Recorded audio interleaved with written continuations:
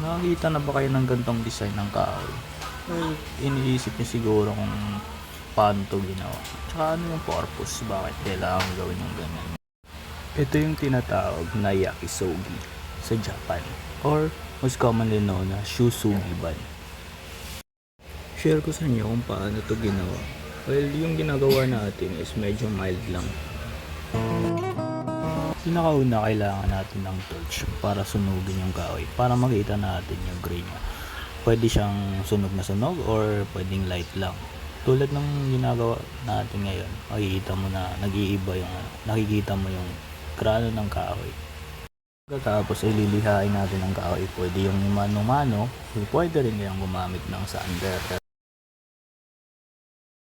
Lagyan natin siya ng sealer.